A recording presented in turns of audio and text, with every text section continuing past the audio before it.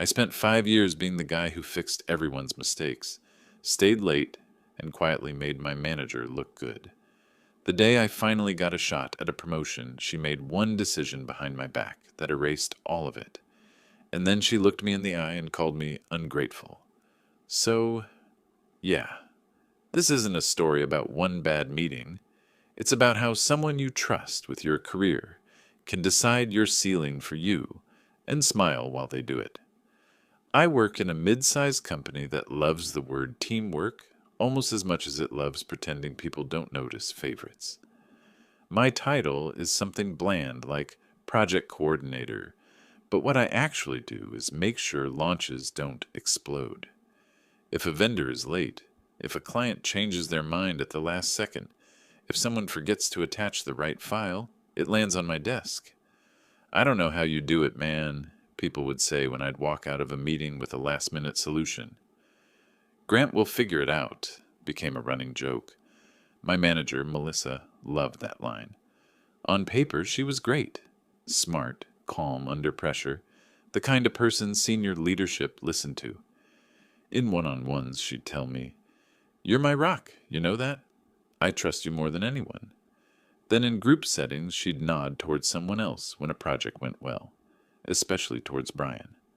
Brian was fine. Nice enough, talked a lot in meetings, always had a big picture comment ready. But when it came down to the actual work, timelines, follow-ups, the unsexy parts, that was me. Melissa used to say, "Brian just needs a bit more confidence. He's got potential, he just doesn't have your resilience." I didn't love being the emotional punching bag that let him grow, but I told myself it was temporary. You pay your dues, you move up. That's how it works, right? Then the opening came. Internal posting, project lead, same department, higher pay, more responsibility, direct line to senior management. The job description might as well have had my name on it. 5 years experience coordinating cross-functional projects? Check. Proven record of delivering under pressure? Check. Ability to mentor junior staff? I was already doing that without the title. Melissa printed the posting and dropped it on my desk with a little smile. "You've been waiting for this," she said. "You should apply." "Do you think I have a shot?" I asked, because apparently I still needed someone's permission to want something. She laughed. "Of course. I'll submit the manager recommendation. Just make sure your resume is updated, and you've got a portfolio ready. The hiring panel loves numbers." For the first time in a long time, I let myself be openly excited at work. I stayed late putting together a deck showing before and after metrics for projects I'd saved. I pulled email threads where angry clients turned into repeat business. I rehearsed answers in the shower about leadership style and conflict resolution. It felt good, like my late nights and quiet panic attacks might finally mean something. 2 days after the posting went live, I noticed Brian hovering at the printer with the same sheet in his hand. "Thinking about applying?" I asked, trying to keep my voice neutral. He shrugged like he'd just found the paper on the floor. "Melissa mentioned it. Said it could be a good stretch for me. I don't know, man. Seems like a lot." "Oh," I said. "Cool." It stung more than I wanted to admit. Melissa hadn't said anything about him being her pick. She'd told me to apply like it was obvious. I told myself I was being paranoid. Multiple people can apply. That's normal. The closer we got to the interview week, the stranger things felt. Tasks started shifting around. Projects that had been scheduled comfortably suddenly became urgent. I'd have time blocked out after work to prep my portfolio, and Melissa would ping me at 4:45 p.m. "Client escalated this. Can you pull a revised timeline before you head out?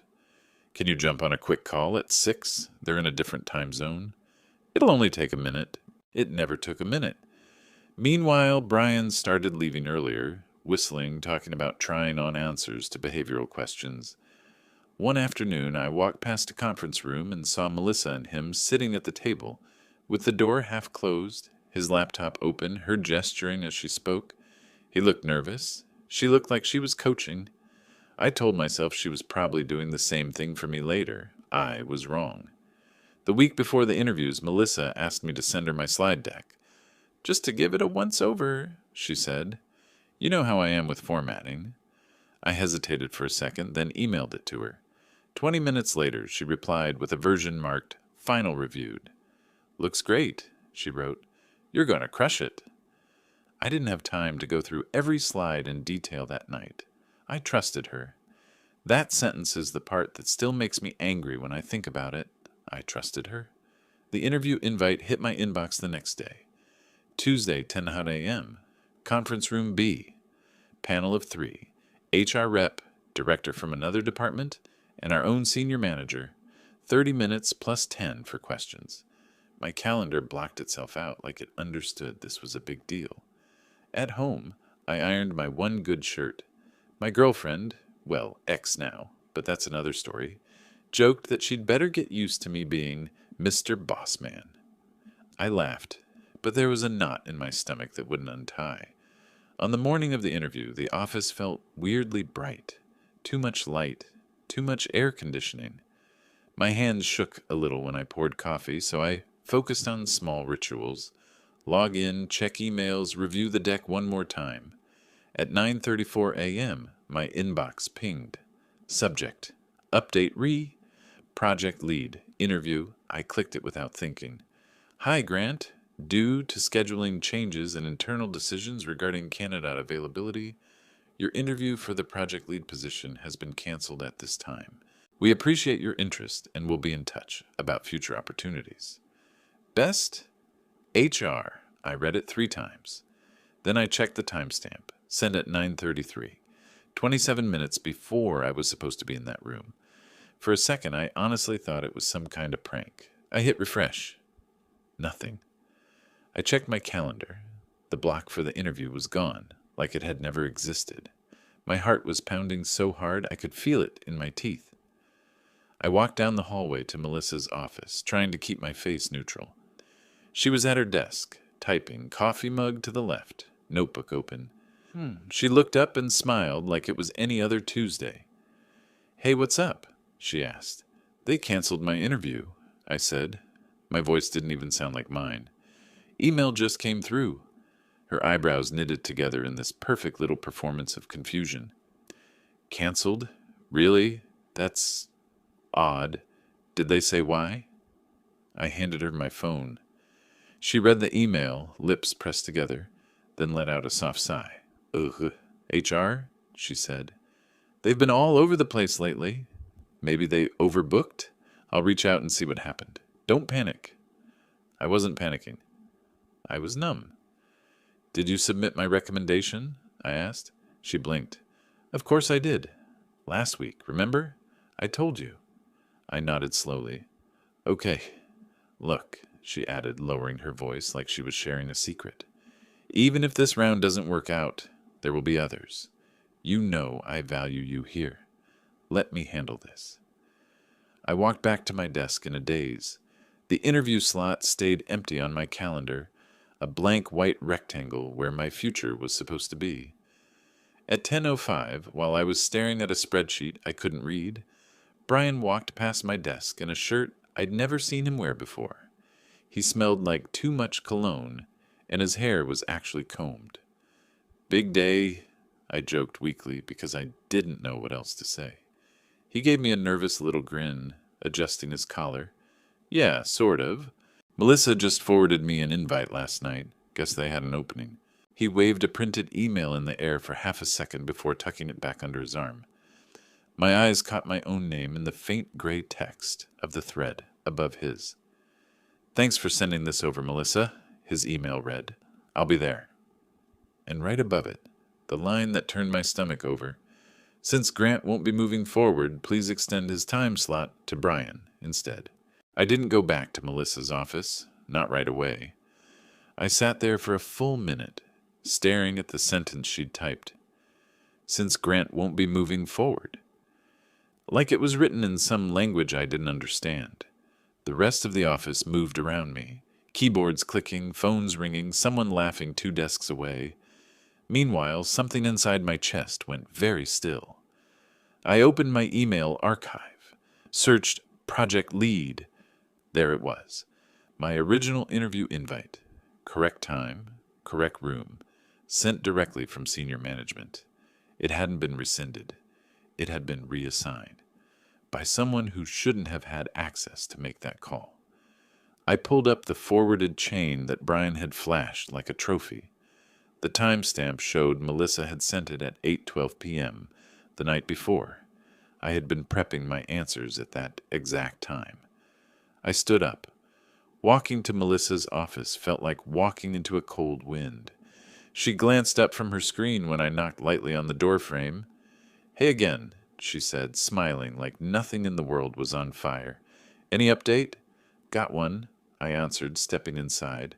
"From Brian." Her smile flickered just a fraction. "Oh?" "He said you forwarded him my interview slot." She exhaled slow. "Grant, don't make this a thing. HR reached out late last night. They said they overestimated candidate count and needed to adjust. Brian was next in line. It wasn't personal." "It wasn't personal," I repeated, my voice flat. "But you didn't tell me." "Well," she said, folding her hands, "I didn't want you to feel blindsided. You canceled my interview 27 minutes before it started." She opened her mouth, closed it, then leaned back in her chair. "Look, you've been overwhelmed lately. That last project burned you out. I could see it." "I wasn't burned out," I said. "I was preparing." Her expression softened into that patronizing tone she was famous for. "Grant, you take things too hard. You push yourself too much.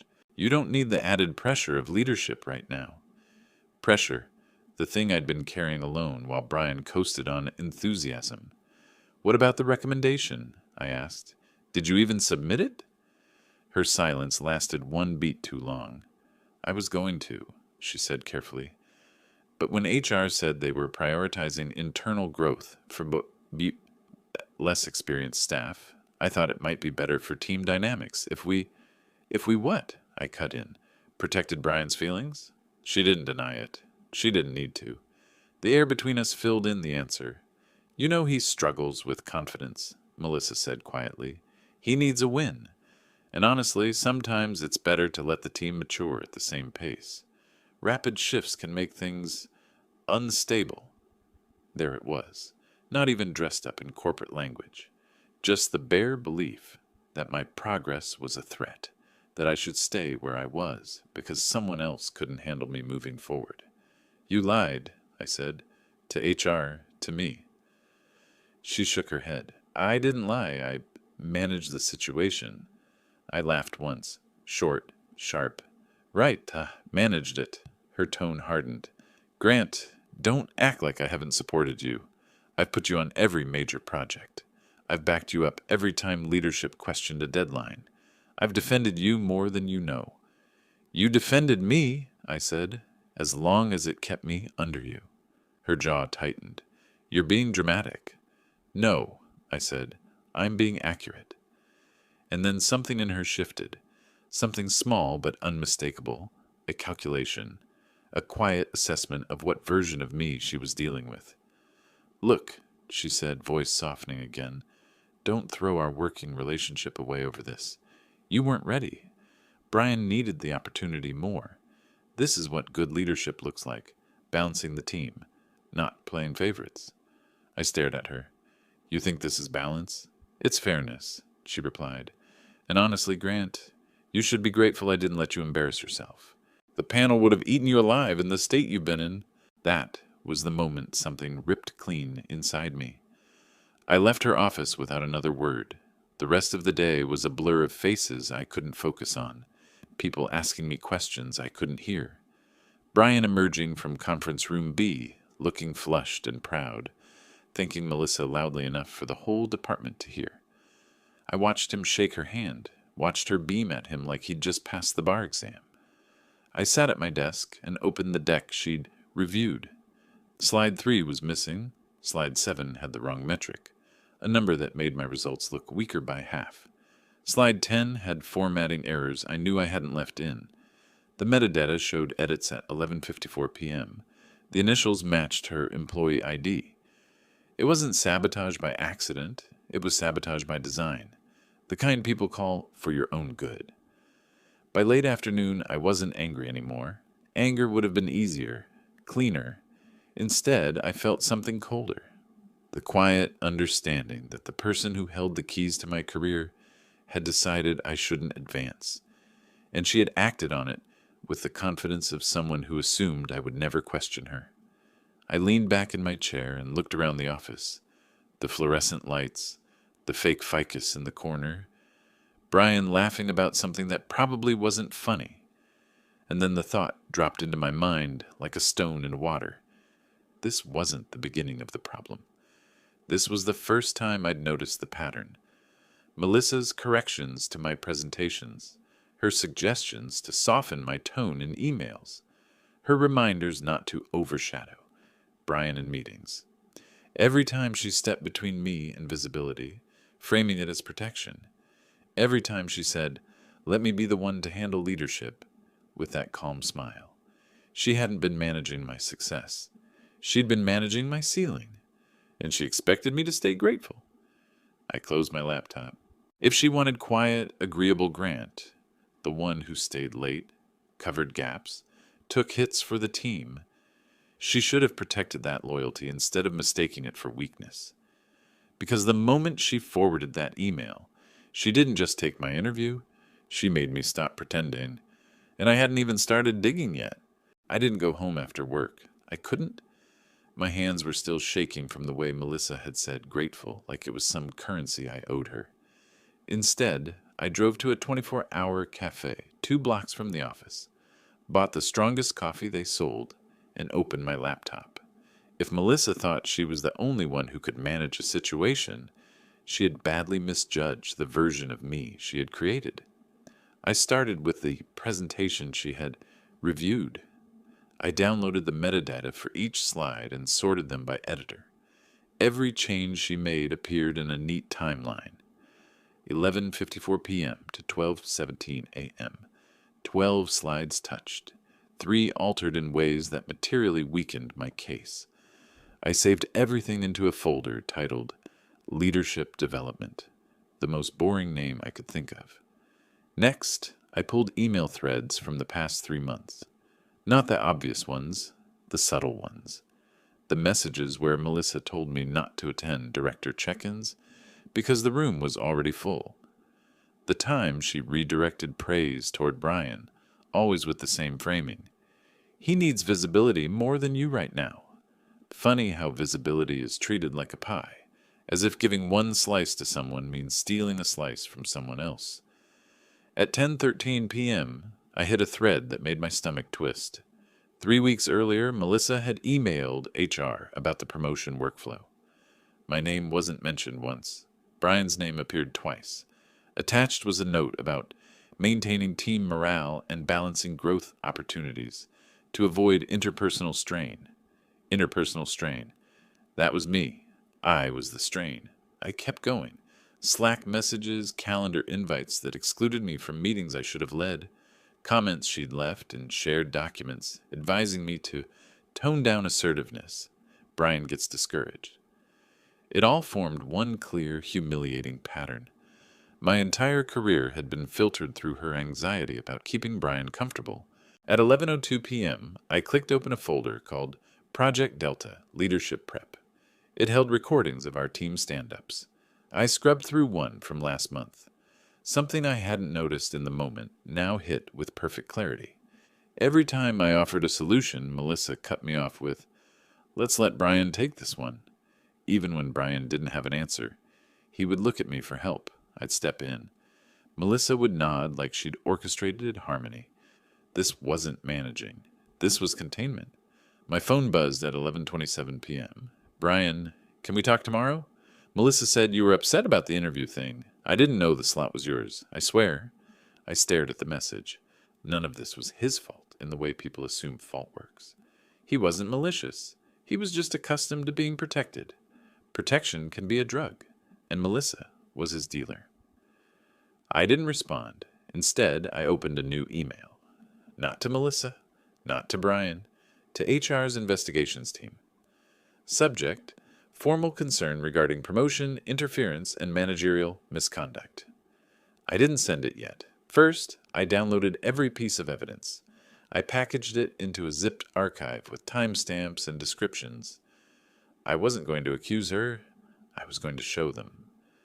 Around midnight, I drove home, took a long shower, and lay awake staring at the ceiling, rehearsing what the next morning would look like. But I didn't need to, because the next morning didn't go the way I expected. It started with a whisper. Literally, two analysts near the elevator, talking just loud enough for me to hear. Did you hear about the interview swap? Yeah, I heard someone forwarded the wrong candidate. No, dude. I heard it was intentional. The rumor mill had started. Rumors are dangerous. But the truth? The truth is a wildfire when people have been cold for too long. By 9:10 a.m., the entire floor was quieter than usual. People looked at me, then looked away. Someone had spilled something to someone. Maybe Brian, maybe Melissa, maybe nobody, maybe guilt travels without a messenger. When Melissa walked in at 9:23, she looked pressed, almost brittle. She adjusted her blazer twice before sitting. She didn't look at me. At 10:01, HR emailed me. Hi, Grant. Can you come to conference room 4A at 11 a.m.? We'd like to discuss the recent changes to the promotion review process. It wasn't phrased like an ask. I read it 3 times. Then I forwarded it, without comment, to Melissa. Her response came 40 seconds later. We should align before you talk to them. Come see me. No. I went to her office anyway. Not to align, to watch her try. She closed the door behind me. Okay, she said too fast. I don't know what Brian told you, but you need to stay calm in this conversation. Calm? I said. I'm extremely calm. Good, she replied. Just don't exaggerate. HR hates when things get emotional. I'll stick to facts. That made something flash in her eyes, a quick dart of concern. Grant, she said more quietly, you have to understand the optics. If you make this look like retaliation because Brian got the slot, I'm not discussing Brian. She blinked. Then what are you discussing? You, I said. For a moment, the silence thickened. She shifted in her seat. I've always looked out for you, she said. Everything I've done has been to protect your career. You protected your narrative, I replied. Not my career. Her tone sharpened. Grant, you are spiraling. You're reading into things. You know how HR is. Once you start something, it's hard to undo it. Are you sure you want to do this? Yes, I said, and I meant it. Her jaw worked for a moment before she spoke again. You're making a mistake, and if you go in there guns blazing... I don't have guns, I said. I have records. That wiped the composure off her face. Just for a second, but it was enough. Grant, she said slowly, I need you to be cooperative. HR will ask about team morale, and it would be better if we present a united front. A united front, I repeated. Like when you forwarded my interview. She stiffened. It wasn't like that. Then what was it like? Her answer came late. Too late to be sincere. I made a judgment call. That was the sentence that finally killed any lingering loyalty I'd had left. At 10:58, I walked toward conference room 4A. My pulse was steady, my breathing even. I wasn't angry. Anger is noisy. I was clear. Inside the room sat 3 people. The HR investigator, senior HR manager, and the director from the partner department. Someone with enough authority to matter. Grant, HR said, smiling politely. Thanks for coming. We'd like to discuss some unusual activity regarding the project lead interview scheduling. Unusual activity. Corporate language for something burning. We understand your interview was canceled, the director said. Can you walk us through what happened from your perspective? I did. Not dramatically, not emotionally, just quietly, fact by fact. The last-minute cancellation. The forwarded interview slot. The mismatched instructions. The altered slides. The emails about maintaining morale. The meeting exclusions. The pattern. HR's pen moved faster with each sentence. When I finished, they asked, Do you have any evidence supporting this timeline? I do, I said, opening my laptop, and I showed them. Every file, every timestamp, every recorded pattern. They didn't rush me. They didn't interrupt. They watched. When I finished, the room felt heavier. The director leaned back with a long exhale. "This," he said, "is concerning." HR closed her folder. "We'll need to speak with Melissa." The senior HR manager looked at me for a moment, as if trying to read something in my face. "Grant," she said carefully, "thank you for bringing this forward. You handled this professionally. We appreciate your clarity." That sentence, clarity, landed deeper than I expected. Because clarity was the thing Melissa always tried to take from me. When I stepped out of the conference room, Melissa was standing across the hall, arms crossed, waiting to be called in. She looked at me like I had betrayed her. But betrayal requires loyalty, and she'd spent months teaching me I didn't owe her any. As I walked past, she hissed, "What did you say?"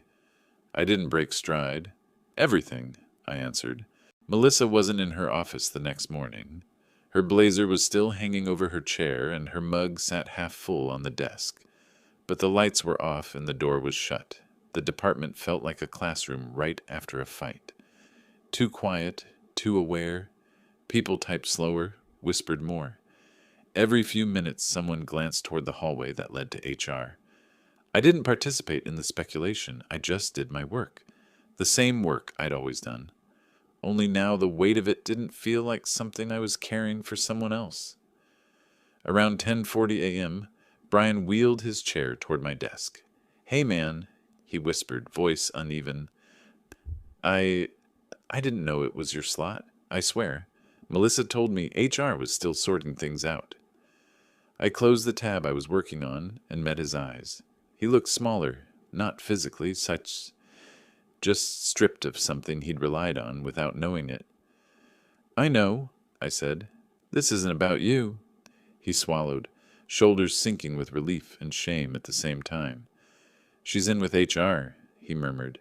"They called her in at 8. She hasn't come out." I didn't say anything. He hesitated, then leaned back in his chair. "She told me last week that I needed the opportunity more than you," he admitted quietly, "that the panel wouldn't be fair to you. I thought she meant, like, your style or something, not—" He didn't finish the sentence. He didn't need to. Sometimes silence is mercy. The rest of the morning slid past, slowly. At 1:12 p.m., HR sent an email to the department. "Melissa will be out for the remainder of the week. Please direct all questions to Interim Manager, Director Lewis." Just like that. No explanation. No elaboration. Corporate surgery, clean, quiet, precise. At 1:40, Director Lewis appeared behind my desk. "Do you have a minute, Grant?" I followed him to the small conference room at the end of the hallway, the one with the window that overlooked the parking lot, and blinds nobody ever bothered to raise. He shut the door gently. "I'll be direct," he said. "We completed the preliminary review of the situation. It's clear there were significant procedural violations." I didn't move, didn't react. Let him continue. Tampering with candidate materials, misrepresentation to HR, interference with internal advancement. He shook his head. "This is serious. We'll be pursuing a full corrective process." I nodded once. Lewis leaned on the table, studying my expression. "You handled this professionally," he said. "Most people would have come in furious or vague or defensive. You brought documentation. Calmly. That matters." I didn't know what to say to that, so I didn't say anything. He cleared his throat. "There's something else. The panel reviewed all submitted recommendations, including the one Melissa never sent for you. Your credentials stand on their own. Leadership agrees you should have been interviewed." My pulse steadied. My breathing remained even. "For that reason," he continued, sliding a folder across the table, "we'd like to extend the project lead offer to you directly. No interview. Based on your performance record and the evidence you provided." No interview. The irony wasn't lost on me. I opened the folder. The offer was real. Salary adjustment, project ownership, direct reporting line to Lewis himself. "Take a day if you need it," he said, "but we'd like you to start the transition by next week." I closed the folder. "I don't need a day," I said. "I accept." Lewis smiled, not the performative corporate smile, but something quieter, more solid. I'm glad, he said. You earned this long before this mess. When I returned to my desk, the office buzzed subtly with the kind of curiosity people pretend not to have. I set the folder down without commenting. Brian looked at it, looked at me, and the realization hit him before I had to say anything. Congrats, man, he said softly. Seriously, I nodded. Thanks. He hesitated. So, what happens to... That's not my call, I said. He nodded, accepting the boundary for what it was. By Friday, Melissa still hadn't returned. HR didn't elaborate. They never do. But her name disappeared from meeting invites. Her access rights shifted in the system. Permissions were reassigned. Titles modified. Corporate consequences aren't cinematic. They're quiet. Quiet enough to sound almost kind. But the silence has sharp edges. Brian lasted 9 more days. Not because of guilt. Because stability had been taken from him. Without Melissa shielding him, expectations found him directly. Tasks that used to land on my desk landed on his. He cracked under the weight of normal workload. On a Wednesday afternoon, he stopped by my new office, a small corner room with a glass half wall, and a plant HR gave me as a leadership welcome. He tapped the doorframe gently. I'm putting in notice, he said. This isn't the environment I thought it was going to be. I nodded. I hope you find somewhere that fits you. He smiled, tired and honest. Yeah, me too. He left the company 2 weeks later. The department changed shape after that. Not overnight, not dramatically, but steadily. Meetings ran smoother. Credits landed where they were earned. Projects didn't get tangled in insecurity or favoritism. And for the first time in a long time, my work felt like mine. On the first Friday after transitioning into the new role, I stayed late. Not because I had to, but because I wanted to finish something clean before the weekend. Around 7 p.m., the office was empty except for the hum of the HVAC and the soft click of my keyboard. When I finally shut down my computer, the sky outside had turned the deep blue that only happens right before night takes over. I walked to my car slowly, breathing the cool air, feeling a strange lightness in my chest. Not triumph, not revenge, just peace. The kind you don't notice is missing until it comes back. At home, I made dinner, opened a window, and let the quiet settle around me. No alarms inside my head. No waiting for someone to pull a string that I couldn't see. I wasn't grateful to Melissa. I wasn't angry at her anymore either. I was simply done carrying the weight she had put on my back and calling it responsibility. Some people think justice is loud, that it comes with slam-dunk endings and dramatic speeches. But sometimes justice is a door closing gently behind you, a name disappearing from an org chart, a promotion arriving without you needing to beg for it. Sometimes justice sounds like nothing at all, and that's the point.